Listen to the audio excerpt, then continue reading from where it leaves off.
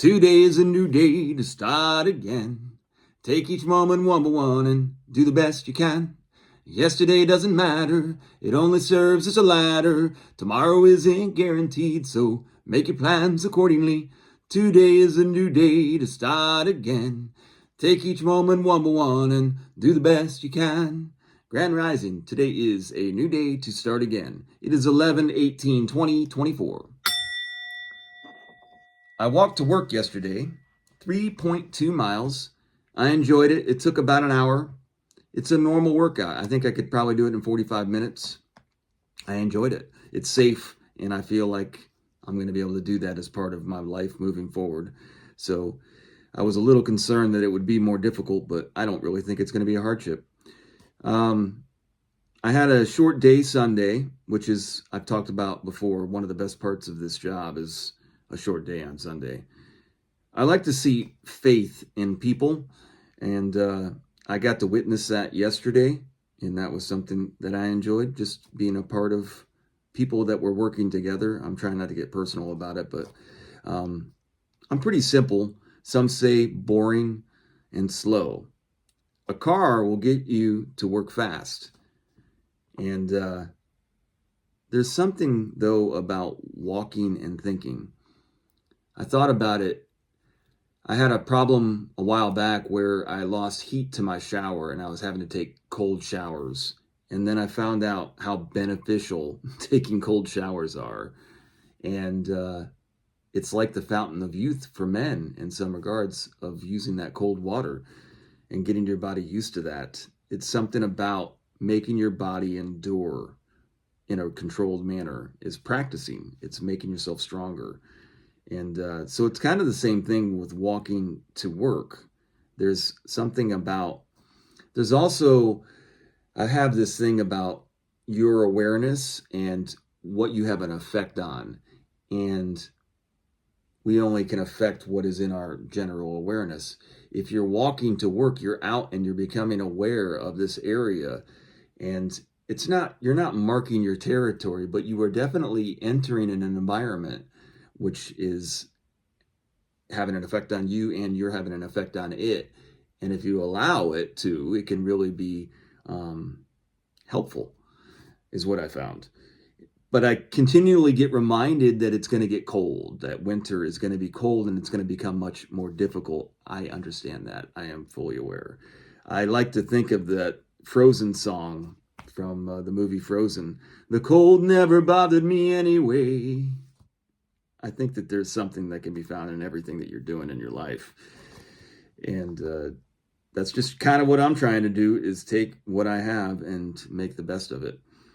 I do want to work on my upper body strength. I've been strengthening my legs. I also want to work on strengthening my legs. I've been working on my endurance. I have stronger legs than I've ever had. I want to work on my flexibility, my posture. Yoga and Tai Chi are things that I would like to get into practicing. I've got 50 years coming up soon. My 50th birthday is coming up, and it's symbolic, is what it is. But I do think I got another 50 in me if I keep doing things the way I'm doing it.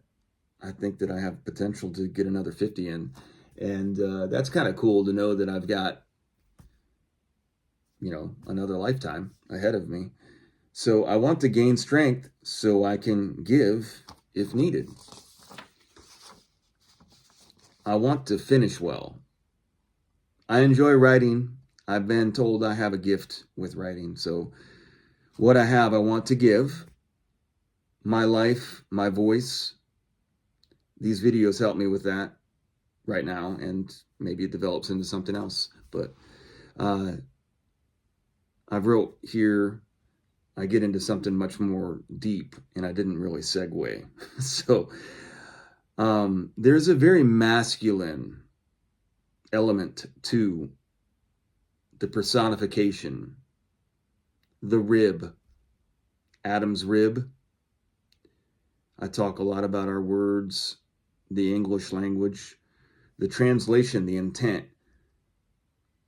It's obvious that there is manipulation of words that have been translated And it's very important. There's very obvious manipulation, and that itself should be accepted as the tip of an iceberg. You don't know, but you do know that there is maliciousness. Is just really, there is something to the masculine. It's not original intent. I'm going a little bit off the rails here, but I'm trying to because I just threw this masculine out and I get into it a little bit and try to explain. It's very important to understand that father, that righteousness is just but one element. And the way that our control structure is designed is divisive intentionally, with a weighted power towards a more controllable masculine discipline. It's using discipline essentially to control, but not allowing the emotion of mother, the togetherness, because of the way that the language is structured, and because of the way that the religions are literally presented. The Abrahamic religions are presented with this Adam and Eve story. And the rib is so important in that, that's how woman was created. And it's also designed in our language, in our he, she, which I get into. It's really kind of serious. I had an uncle that was talking about it a lot in my youth to my mother, and he was going to write a book on it, on how it's designed. And so it is real. There is a real programming which creates a hierarchical masculine. But what I think is important to understand is there's more elements to masculine than just manhood. And a lot of the femininity of woman isn't necessarily a gender thing. It's more of a earth thing, in my opinion. I think I just lost everybody, but I'm going to try to move forward with it. So then I got into Titanic, the movie Titanic, because of the iceberg. And then that brought me to Leonardo. And I've thought about it before, but you got Leonardo DiCaprio, and then you got Leonardo da Vinci, and that kind of correlation in the whole movie Titanic. But the thing about DiCaprio, he's a strange one. And there's actually a YouTube video where he went to Italy and visited with the Pope, and he brought an ancient map. And you just see him presenting this ancient map to the Pope. It's kind of weird. Anyways, the whole Titanic thing, women and children first, says the man guaranteed safe passage. It's so crazy. When I'm up at 2 a.m., which happens all the time now, I seem to have more reflection. I encourage myself, the I, in the quiet, the source of my echo, soul, eternal. I try to move away from stress, because stress is such a big thing in our society. But our stress goes directly into our phone now. That's where we're putting our stress into. Our anxiety, our energy. I was watching that yesterday as well, of how much of this is going on. But I'm also using this to talk to you right now. So that's the double-edged sword of it, the sharpness. The sword is a tool and a weapon, and it literally hurts ourselves. My message is so paradoxical, I'm using a phone to try to explain why this phone is so bad for our spirit. By trying to encourage you to find your spirit. But then also, my message I'm using is the English language, which my position is that the English language is designed, that we are taught. It's programming. It's designed with program errors. That's why the he and she was placed into it, because it forces you to think a certain way. So my position is you can't use these words to find or explain truth, because the words create a conceptual veil. It's kind of like Plato's cave. That's why things are so uncomfortable when you're trying to. My second position is that humanity was separated. I think we can come together. I think that there is a way, but it actually begins with you. You really are that important. That is a test. We are here to learn. We do have free will. Pay your will. That's what I'm trying to do. Pay my will. To whoever watches this video, I wish you the best, as long as it doesn't harm me. I don't want anything. I enjoy a hot bath. That's one thing I really enjoy. I love sunrises and sunsets. I really enjoy them. I don't have anything to prove.